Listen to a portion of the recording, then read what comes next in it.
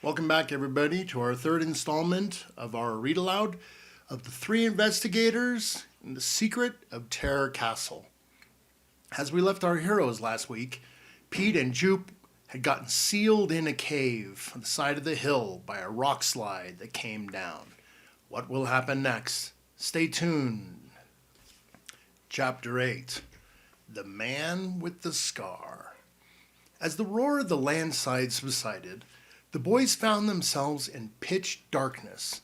The air was full of dry, gritty dust. "Jupe," Pete said, coughing. "We can't get out. We're trapped. We'll suffocate." "Breathe through your handkerchief until the dust settles," Jupiter advised him. He felt round until he found his partner in the darkness and put a hand on his shoulder. "Don't worry about the air. This crevice must go a long way into the hillside, so there's plenty of air here for now. Thanks to Skinny Norris, we'll at least have a torch." "It's thanks to Skinny Norris we're here," Pete exclaimed wrathfully. "Wait till I get my hands on him. I'll wring his skinny neck." "Unfortunately, we can't prove it was he who rolled the rocks down upon us," Jupiter said. As he finished speaking, a broad beam of light from the torch displaced the upper darkness. Jupiter slowly moved the beam around the entire crevice in which they found themselves. It was kind of a rough, natural cave, about 6 feet high and 4 feet wide. To the rear, it rapidly narrowed to a mere crack, which, though it seemed to be extended into the hillside for a long distance, it couldn't be entered. Where the mouth of the crevice had been, a huge rock was jammed. Other boulders toppled on it and surrounded it, and the spaces between those were filled with dirt. "Our exit," Jupiter remarked, "is effectively barricaded." "Even at a long time like this, you use long words," Pete complained. "Why don't you just say we can't get out? We're stuck." "I won't say we can't get out, because that fact remains to be proved," Jupiter said. "Help me push against these boulders. If they can be moved." But they couldn't. Both boys thrust against the barricade with their full weight, to no avail. Panting, they paused to get their breath. "Worthington will eventually come looking for us," Pete said gloomily. "But naturally, he won't be able to find us, and then he'll call in the police and the Boy Scouts, and they'll look for us, but no one will be able to hear us yell through all this rock. And if they do find us, it'll be like next week. And then, hey, what are you doing?" he broke off to ask. Jupiter Jones was down on his knees, staring toward the rear of the crevice and using the torch to illuminate the area. I see ashes of a campfire under the dust," he said. "Obviously, in the past, some wayfarer used this crevice for a shelter." He reached out, brushed loose dirt off of something, and pulled free a stick about 4 feet long and 2 inches thick. One end had been whittled to a point. It was charred and burned, and the point was broken.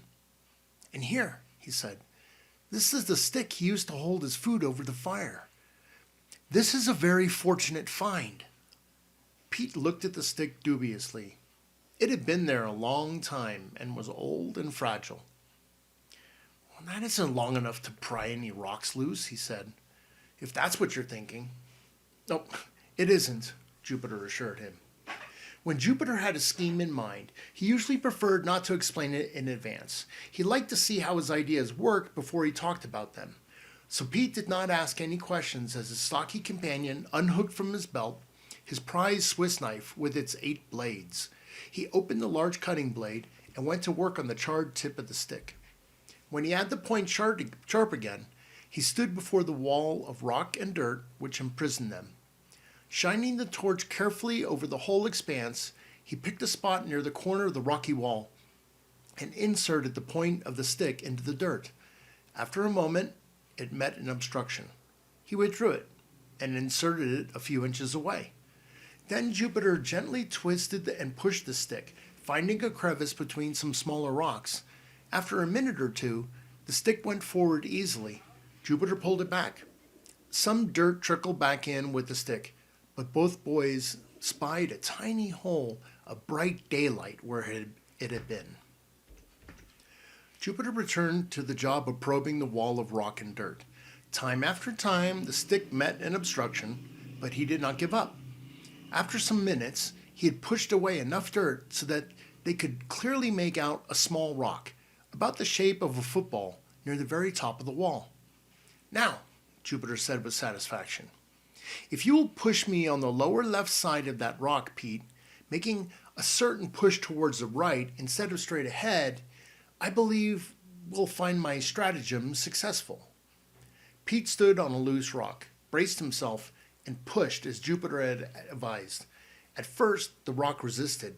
Then it gave way suddenly and popped out of place. It went on down the hillside, and with it went a dozen other boulders, leaving a clear space almost 2 feet high at the top of the entrance to the crevice. Jupe, you're a genius, Pete said. Please, Jupiter winced slightly. Don't call me a genius. I simply endeavor to exercise my native intelligence to its fullest ability. All right, Pete agreed. But you got us out of here, or we'll have as soon as we crawl through that hole. But when they were finally outside and brushing the dirt from themselves, a moment of doubt assailed the taller boy. Golly, look at us, he said. We're a mess. We can wash our hands and faces and get to the worst dirt off our clothes at some service station, Jupiter decided. And then we'll continue on to Mr. Rex's residence. We're still going to see Mr. Rex? Pete asked, as Jupiter led the way down the road, now more rock-strewn than ever. They were headed back toward the spot where Worthington and the car waited. Yes, said Jupiter. It's now too late to enter Terror Castle by daylight. We'll just have time to see Mr. Rex. As they came into sight, Worthington turned towards them with an exclamation of relief. He had apparently been pacing back and forth beside the car. Master Jones, he said, I was beginning to worry. Did some mishap befall you? He asked, eyeing the condition of their hands and faces and clothing. Nothing serious, Jupiter said. Tell me, did 2 boys leave Black Canyon about 40 minutes ago? Somewhat longer ago than that, Worthington said, as they climbed into the car. 2 lads came running this way, saw me, and ducked to one side. They entered some bushes down the road. Apparently, they had concealed their car there. For the moment later, a blue sports car roared off. Pete and Jupiter looked at each other and nodded. Skinny Norris's car was a blue sports car. And then, Worthington continued, I heard the sound of rock sliding. When you did not appear, I began to fear for your safety. My orders are that I must never let this car out of my sight, but if you had not appeared in another moment, I would have come in to search for you. You heard the sounds of rock sliding after the 2 boys drove away? Jupiter asked. Definitely after, Worthington said. Where to now, Master Jones? Number 915 Winding Valley Road, Jupiter said, his tone absent-minded. Pete knew what was puzzling him. If Skinny Norris and his pal had driven away before the landslide, then who had pushed down the rocks that had imprisoned them in the crevice? Pete glanced at his companion. Jupiter was pinching his lip deep in thought. We seem to have solved the mystery of the other tire tracks, Jupiter remarked. Obviously, Skinny Norris made them. But then, whom did we see in the canyon after Skinny and his friend ran away? Maybe it was the little man who wasn't there, Pete said. Anyway, it wasn't a spook, phantom, ghost, or spirit. No. Whoever it was human enough, Jupiter agreed. When we came to a gas station, Worthington, I would like you to stop long enough to wash up. After they had cleaned up, the car took them up a long, winding drive near the ridge of the mountains and then down into the broad valley beyond. They turned right, and after another mile, found the beginning of Winding Valley Road. At first, it was a wide, attractive drive with expensive houses on both sides. But as it continued up on back down the ridge they had just crossed, it became more narrow and more winding. In places, the walls were almost vertical, At other spots, there was barely enough room for a tiny bungalow or an old shack. Still, Winding Valley Road continued, rising higher and higher, getting narrower and narrower, until finally it came to an abrupt end against a steep, rocky slope with a small turnaround area to enable a motorist to reverse his direction. Worthington brought the car to a stop with an air of bewilderment. "We've reached the end of the road," he said, "but I do not see any habitation." "Hey, there's a mailbox!" Pete exclaimed. "It says Rex 915. The house must be around here somewhere." He and Jupiter climbed out. The mailbox leaned beside a ragged bush. Behind it, a rough trail of rocky steps led up the hillside, through other bushes and small trees. They started up this, and in a few moments they had left the car many feet below them.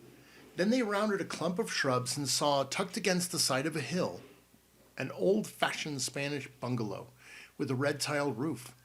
To one side of the bungalow, against the canyon wall, were several very large cages, and in these cages, hundreds of parakeets were flapping and flying from perch to perch, keeping up a constant screeching sound.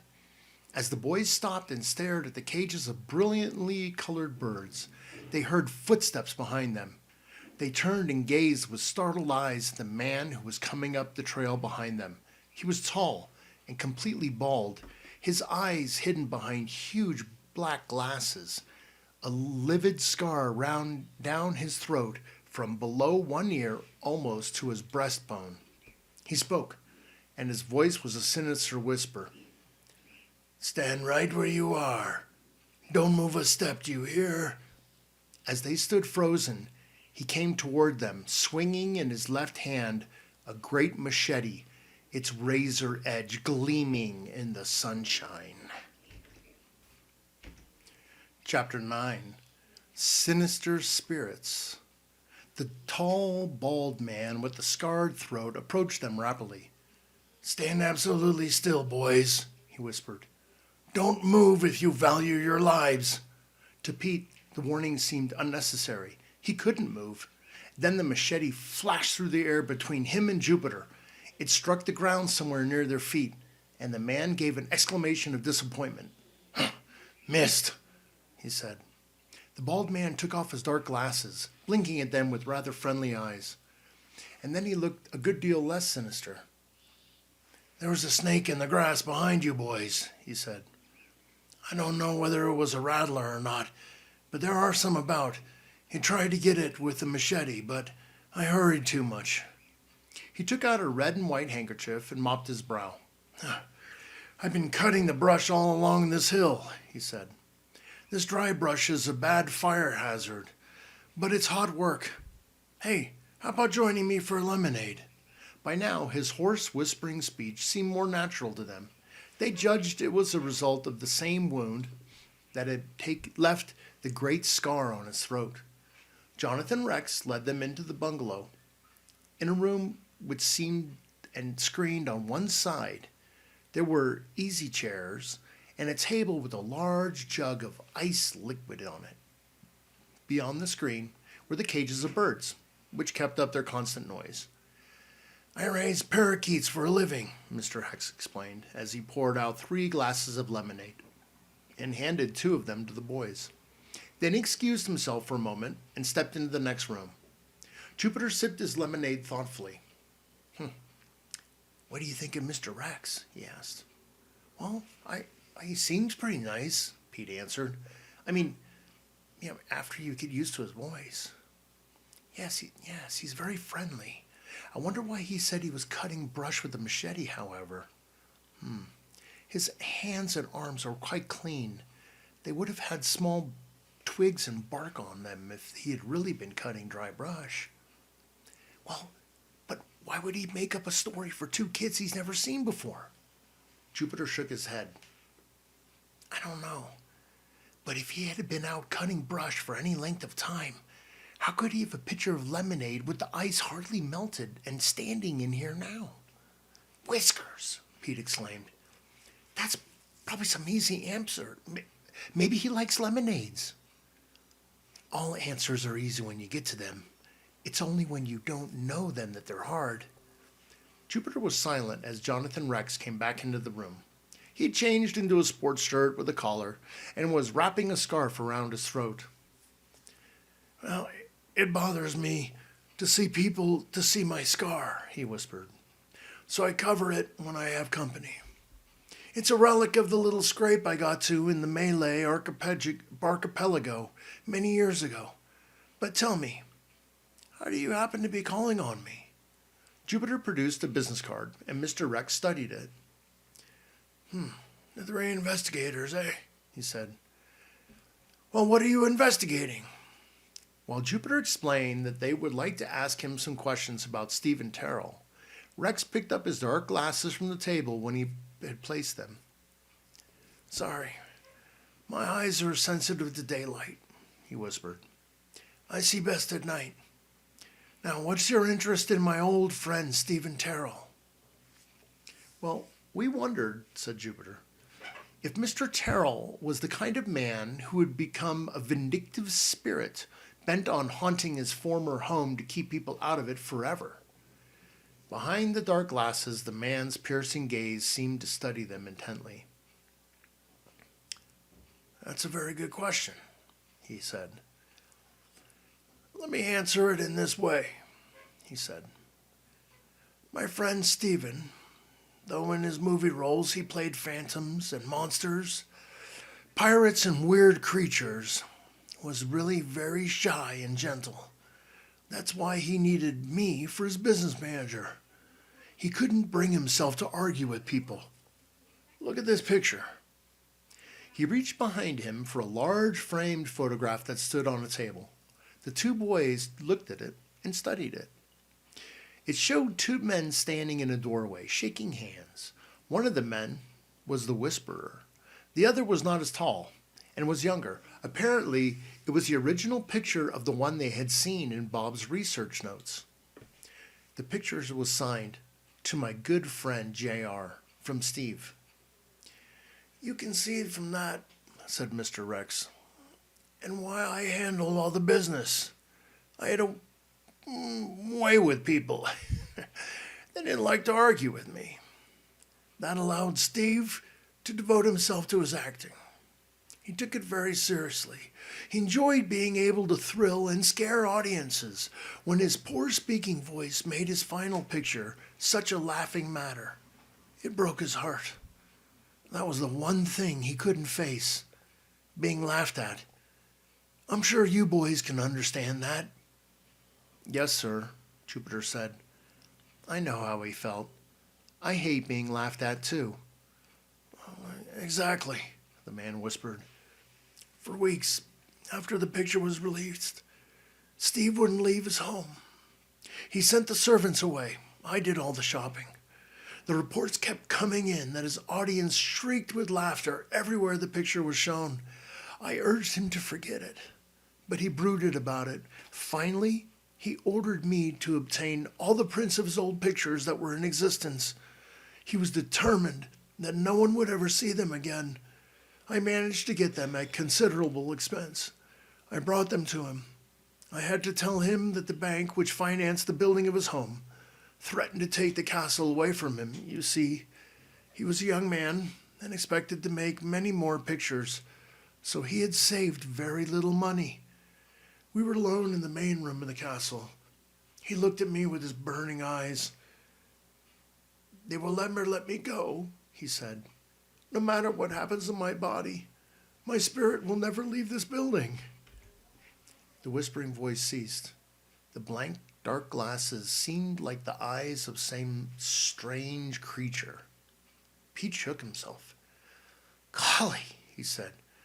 That certainly sounds as if he was planning to go into the haunt profession. Yes, Jupiter agreed. Yet, Mr. Rex, you say Mr. Terrell was a gentle individual. Such a person would hardly turn into a malevolent spirit capable of inspiring unreasoning terror in anyone who entered his castle. That's true, my boy, the man said. But you see, The unseen force that causes the sense of terror in everyone may not be the spirit of my old friend. It may be of the other, much more sinister spirits that strongly suspect now manifest themselves there. Other? Pete swallowed hard. More sinister spirits? Yes. You see, there are really two possibilities, Rex said. You no doubt know that Stephen Terrell's car was found at the foot of a rocky cliff. The boys nodded. And you have probably heard about the note he left in the castle saying that it would be forever be accursed. Both boys nodded again, their eyes fixed on Jonathan Rex's face. The police, Rex said, were sure that my friend drove off that cliff on purpose, and I believe they are right. However, I never saw Stephen again after that last conversation I just told you about. He sent me away after making me promise never to enter the door of the building again. What must be his thoughts at the very end when he wrote that? I don't know. Remember, his life mission was to scare people. Now, people were laughing at him. Might he not be determined that after death he would resume terrorizing them, if only to show that he could not be safely laughed at? You said there were two possibilities, Mr. Rex, Jupiter prompted him, when the strange, bald-headed man seemed to be about to fall into a deep meditation. And also you spoke of other, more sinister spirits. Oh, yes, the man said. When Stephen built the castle, he sent all over the world for materials from various buildings supposed to be haunted. From Japan, he obtained timbers of an ancient ghost-ridden temple where a noble family had been wiped out in an earthquake. And then he bought material from a ruined mansion in England where a beautiful girl had died, and rather than marry a man that her father had picked out for her. And he imported stones from a castle on the Rhine in Germany, supposedly haunted by the ghost of a mad musician who was imprisoned in the cellars for many years. The musician was said to have displeased the ruling noble by playing music that he did not like. After his death, the tune which brought about his imprisonment was often heard coming from the locked music room of the castle. Gosh, Pete exclaimed. If all those dead characters are wandering around Terror Castle, no wonder it's hard to live in. No, they may be. They may not be, Jonathan Rex whispered. I only know that even tramps, hobos, and thieves give Terror Castle a wide berth. Once a month, I drive all the way over the hills to walk up the road and stand out in front and examine the condition of my old friend's only monument. And in all these years, I have never seen any sign of such persons around the building. Jupiter nodded. That agreed with the observations he and Pete had made. He did not see any reason to mention the individual, whoever it may have been, who had rolled the rocks down on them. Well, now what about the newspaper stories, Jupiter asked, that mentioned strange music from Mr. Terrell's pipe organ and a blue phantom, he asked. I can't say. I never saw the blue phantom. I do know that even before his death, Steve mentioned that several times he had heard mysterious music coming from the organ in the projection room. As a test, he locked the door and disconnected the electric apparatus which worked the organ. Still, the music continued, but as soon as he entered the room, it ceased. Pete swallowed hard. Mr. Rex removed his glasses and blinked at them. I cannot swear that Terror Castle is haunted by my old friend or anyone else, he whispered. But, personally, I would not enter that front door and spend a night there now for $10,000. Chapter 10. A Bad Slip. Jupiter! Matilda Jones's voice rang out in the California sunshine. Stack those iron rods against the fence, Peter. Help Jupiter with the rods. And you, Bob, are you getting tally of everything? It was a busy day at the Jones salvage yard. Sitting on an overturned bathtub, busy tallying everything, Bob Andrews wondered if they would ever be able to get into headquarters for a meeting. It was 2 days since Jupiter and Pete had interviewed the Whisperer, and they hadn't been able to have a meeting yet. Mrs. Jones just kept them running ragged, and when she wasn't keeping them busy, he had his own work at the library, and Pete had chores to do at home. Mr. Jones had been off on a buying spree, so there was an endless supply of new material coming in the yard. At this rate, a week might go by before they could have any peace in which to sit down and puzzle over the mystifying questions in which they were confronted. A break came about noon when Mrs. Jones looked up and saw the salvage yard's main truck turning in through the gates again. Jupiter's uncle, Titus Jones, a small man with a large nose and a huge black mustache, was sitting like a king on top of the load in a magnificent old carved wooden chair. When Mr. Jones was on a buying trip, he bought anything that took his fancy. Mrs. Jones gave a little shriek as the truck stopped. Ah! Heavens above! She cried. Titus Andronicus Jones, what have you bought this time to take us one step closer to the poorhouse? Mr. Jones waved down to them with his pipe. His other hand was holding on to a big fan-shaped bunch of metal tubes. It was a small pipe organ, about 8 feet high. I brought a pipe organ, Matilda, Mr. Jones called out. He had a very deep voice. I'm going to learn to play it. Come on, Hans, Conrad. We have to get this valuable musical relic safely deposited on the ground. Mr. Jones got down. Hans followed him, and Conrad slid the pipes off the organ onto the organ iron loading elevator at the back of the truck. Once it was in place, Hans worked the control, and the whole thing eased down to the ground. A pipe organ! Mrs. Jones was so flabbergasted, she forgot to order the boys to keep working. Now, in the name of goodness and mercy and sweetness and light, what are you going to do with a pipe organ? Mr. Jones took a puff on his pipe. Learn to play it, my dear, he said. After all, I played a calliope in a circus once. With Mr. Jones bossing Hans and Conrad, got the rest of the parts down from the pipe organ off the truck. The two brothers were Bavarians, each about 6 feet 4 inches tall, and very blond. They could almost lift anything.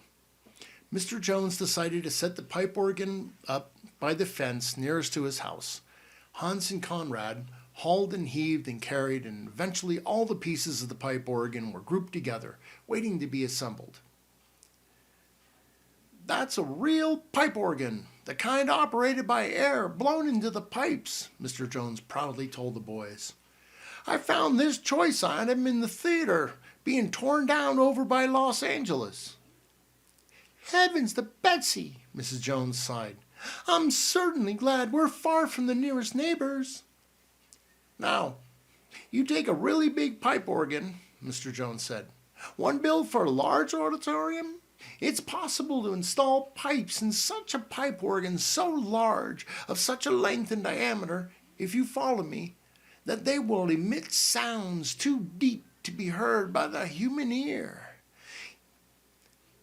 If you can't hear them, then how do you call them sounds, Uncle Titus? Jupiter asked. Someone can hear them. Perhaps elephants. They have very large ears, Mr. Jones said with a chuckle. Well, what good would the pipe organ be giving out sounds you couldn't hear? Pete asked. I mean, hardly any elephants go to listen to pipe organs play. I don't know why, my boy. I don't know, Titus Jones has said. I imagine science could find some use for them if science really tried. After all, Bob put in, for dogs, they have whistles we can't hear, and they blow such a high note. Exactly, my boy, Mr. Jones said. Possibly a circus could make whistles for elephants, which would be just the opposite of dog whistles. Low notes instead of high notes. Subsonic, Jupiter put in. Sounds, or rather vibrations, too low to hear would be subsonic, or below sound. Sounds too high for a human ear to hear are ultrasonic, too high sound. They were all so interested in the pipe organ that no one took notice of the blue sports car which came whizzing by in the gate and skidded to a stop behind them. The driver, a tall, thin young youth with a long nose, gave the horn a loud blare. All three boys jumped slightly as they turned. This was greeted by loud laughter from the driver and the two companions beside him. "Tah, Skinny Norris!" Pete exclaimed as he watched the tall youth slide out of the car. "What does he want?" Bob demanded. The Norris family spent only part of the year in Rocky Beach, but as far as Pete and Bob and Jupiter were concerned, that part was still too much. Being very much impressed by his own intelligence and having the advantage of driving his own car, E. Skinner Norris tried hard to make himself the leader of those his own age. Most of the boys and girls in town ignored him, but he managed to collect a few cronies who were attracted by his liberal spending and the parties he gave. These followers were enough to bolster his self-image of his own self-importance. Now carrying a toolbox with a lid, he approached the three investigators while his friends watched, snickering. Just before he reached them, he whipped from his hip pocket a large magnifying glass and pretended to study the junkyard through it. Mr. Jones and his helpers had moved off with the pieces off of the pipe organ by the time he spoke. "Ah, yes," he said, in the very poor imitation of an English accent. "The right spot, I believe." Characterized by a low grade of junk found only in the Jones junkyard. This humorous effort was greeted by laughter from the car. Pete clenched his fists. "What do you want, Skinny?" he demanded. E. Skinner Norris acted as if he had not heard. He turned the magnifying glass so as to seem to study Jupiter through it, and then put it back in his pocket. "Indeed, you can be none other than Jupiter MacSherlock, the world-famous detective," he said, continuing his effort to sound English. "This is a fortunate moment for me. I have brought you a case that has baffled all of the Scotland Yard, a despicable slaying of an innocent victim, in which I am sure you will be able to solve." Even as he handed the shoebox to Jupiter, all three boys felt they knew what was in it. Their sense of smell gave them advanced information. Nevertheless, Jupiter opened the box and looked in at the contents, while Skinny Norris waited with a broad smile.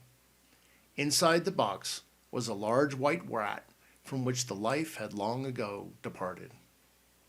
"Do you think you can solve this horrid crime, Max Sherlock?" E. Skinner Norris asked. "I am offering a sizable reward for the capture of my culprit. 50 trading stamps." His companions in the car seemed to find this hilarious. Jupiter, however, did not change his expression. He merely nodded in a slow and dignified manner. "I can understand your desire to see this justice done, Skinny," Jupiter said, "for I see that the victim was one of your best friends." At this, the laughter in the car stopped, and a flush began to spread over the thin boy's cheeks. "My preliminary examination," Jupiter went on, "suggests that he died of indigestion brought on by trying to swallow the bragging of someone whose identity at this moment must remain concealed behind the initials ESN. "You think you're smart, don't you?" Skinny Norris demanded angrily. It was his misfortune that he had glibness usually deserted him when he needed it the most.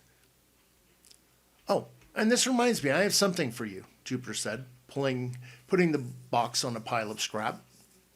It was only a step or two to the office at the salvage yard, and Jupe swiftly covered the distance and returned with the torch that he and Pete had picked up in the Black Canyon. "This has the initials ESN on it," he said. "Possibly they stand for E. Skinner Norris? Or they could stand for exceptionally scared and nervous," Pete said, grinning. "Been practicing on your running lately, Skinny?" "Give me that," Skinny Norris snapped, and grabbed it from Jupiter. He turned and got back into his car. "Investigators," he jeered at the three boys. What a laugh! Every kid in town will be in stitches in this idea. The car wheels spun as he backed away, and he raced out the gate. Jupiter, Pete, and Bob watched him. I know he picked up that card in the library, Bob said. He knows all about us forming the three investigators. We want everybody to know, Jupiter said. This just makes it more important that we do not fail on our first case.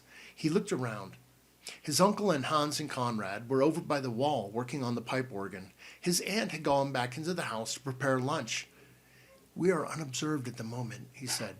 If we hurry, we can hold a quick meeting before Aunt Matilda announces lunch. He led the way towards Tunnel 2, and then it happened. Absorbed in his plans, Jupiter stepped on a piece of pipe that rolled underneath his foot. He fell heavily to the ground. As he struggled to sit up, Bob and Pete could see him grating his teeth. Oh, I've twisted my ankle, he said. And when he pulled up his trouser leg to investigate, they could see that his ankle was already blue and swelling.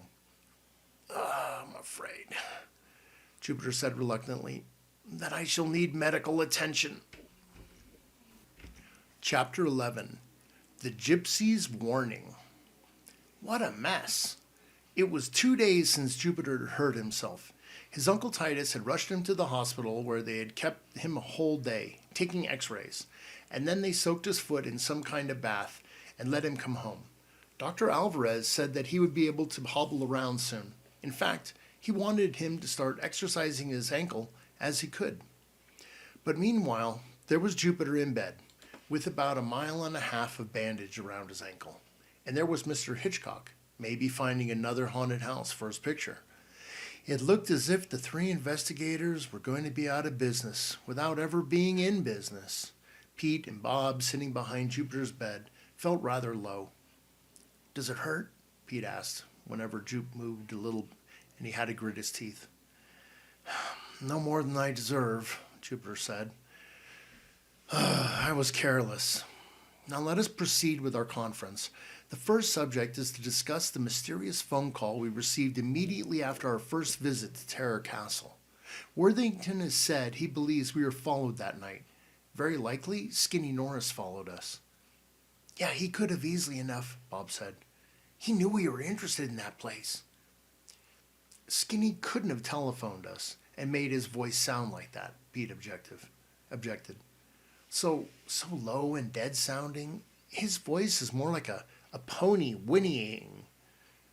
I agree, Jupiter said, but it's the only possibility I've been able to hit upon. He shifted his foot and winced a little. Until I learn otherwise, he said, I shall refuse to believe that disembodied phantoms can use telephones. Well, okay, Bob agreed. Then what's next? The mysterious person who rolled the rocks down at you? Yes, Pete said grimly. What about him? He's one guy I'd like to get my hands on. For the time being, I'm ignoring him, Jupiter said. We are now certain he was not Skinny Norris. He may have no connection with the case at all. It may have been a child or a man wandering in the canyon who started the rocks rolling by accident. Yeah, well, he had awfully good aim for someone who didn't mean it, Pete muttered. He must remain an enigma until further facts emerge. I'm thinking now of the untruths which Mr. Rex told us when Pete and I visited him. Why did he say he was cutting dry brush when it was obvious that he wasn't? And why did he have a pitcher of fresh lemonade ready, as if he expected us to be calling at that very moment? Both questions stumped all three of them. Pete scratched his head. Whiskers, he said. The farther we go, the more mysteries there are. At that moment, Jupiter's Aunt Matilda busted into the room. I meant to tell you earlier, she said. A queer thing happened yesterday morning before you came back from the hospital. I forgot all about it in the excitement. Queer thing? Jupiter asked, and they all prickled their ears. An old gypsy woman came to the door. I don't know that I ought to tell you what she said. An old gypsy woman? Now they were really sitting up. I'd very much to know, Aunt Matilda. Well, it was just nonsense anyway. But this tiny little old gypsy woman knocked, and this awful broken accent she said she'd read about in your accident and had a warning for you. A warning? From an old gypsy woman? The boys glanced at each other. Anyway, Mrs. Jones said, I finally understood that she'd been reading the cards, and 3 different times they gave her a message for you. It was like the same message every time. You were to avoid the letters TC, or anyone who had those initials. Your accident was caused by TC, she said, and TC would bring you more harm if you didn't avoid them, or wit, or whatever. I just laughed and told her she was right.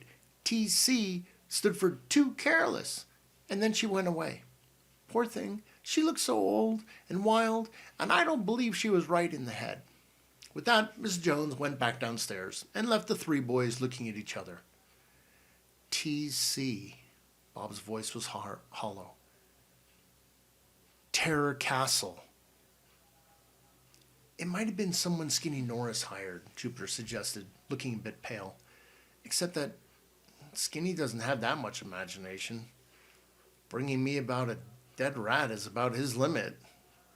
Somebody, Pete began.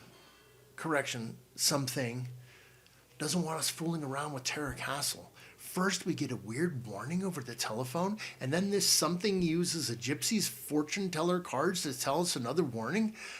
I think Mr. Something means it. Therefore, I propose we vote on whether or not to stay away from Terror Castle, as warned. All in favor, vote aye. Aye, Bob said. Aye, said Pete. Well, that makes it a majority vote. Jupiter looked at them.